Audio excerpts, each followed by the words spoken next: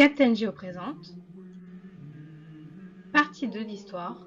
Le XXe siècle, une autre réalité, un siècle de guerre. Chapitre 2. L'URSS de Staline. Un régime totalitaire. En octobre 1917, les bolcheviks, menés par Lénine, prennent le pouvoir en Russie. La Russie sort de la guerre en signant la paix séparée de Brest-Litovsk en mars 1918. Lénine arrive au pouvoir. Il veut mettre en place la dictature du prolétariat en Russie.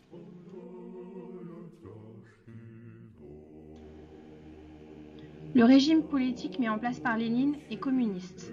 Lénine s'inspire des principes de Karl Marx et de Engels, qui sont les théoriciens du socialisme.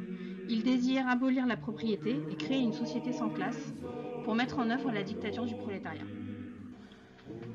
Pour lui, le peuple doit s'imposer et prendre le pouvoir. C'est le principe de la dictature du prolétariat, où les soviets, les conseils d'ouvriers, dirigeraient une société sans classe égalitaire. Le Parti communiste, qui s'impose très rapidement comme le seul parti politique autorisé, est l'instrument de la révolution du peuple. Lénine met en place la NEP, la nouvelle politique économique, qui consiste en de multiples nationalisations, ainsi que dans la réquisition des produits alimentaires.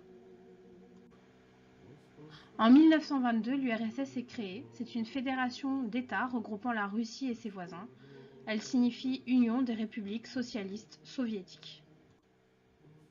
Les symboles de ce nouvel État sont tout d'abord l'étoile jaune, qui symbolise le communisme, mais les plus connus sont la faucille et le marteau, qui représentent l'union de l'agriculture et de l'industrie. On voit que le soleil se lève sur tout le territoire russe qui s'étend d'Orient en Occident. Mais Lénine, malade depuis 1922, meurt en 1924. Après quelques années de transition, c'est Joseph Staline qui s'impose comme son successeur. Le géorgien Joseph Staline arrive au pouvoir en 1927. Il se présente comme l'héritier de Lénine. À son arrivée au pouvoir, Staline va commencer par réorganiser la production agricole. Les propriétés privées sont confisquées et les fermes deviennent de grandes exploitations collectives où travaillent les ouvriers. Ce sont les kolkhozes et les sovkhozes.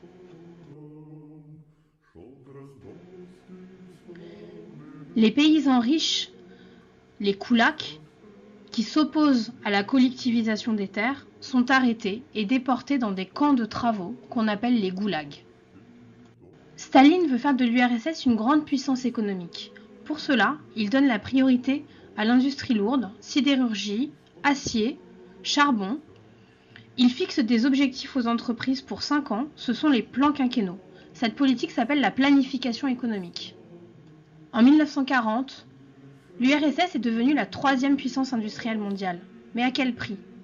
La population est décimée par des famines. Les opposants au régime de Staline sont déportés et enfermés dans des camps de travaux, les goulags.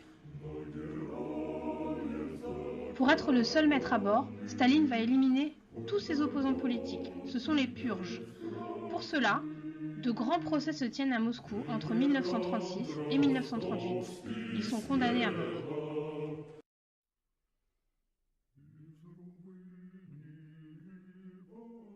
Pour obtenir l'adhésion du peuple, Staline utilise la propagande. Il glorifie des ouvriers comme le mineur Stakhanov. Il est partout. Journaux, presse, radio, tous lui vouent un culte de la personnalité.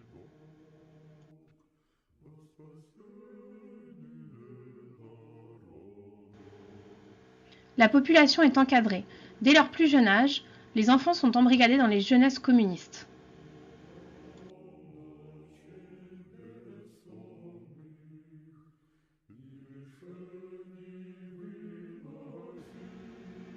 Parti unique, propagande, contrôle de la population et élimination des opposants, l'URSS de Staline est bien un État totalitaire.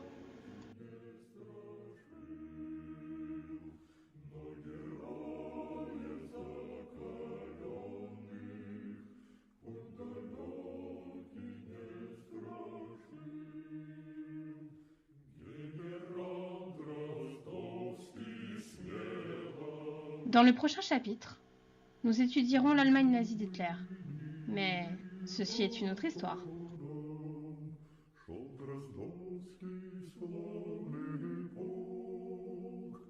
Во спасение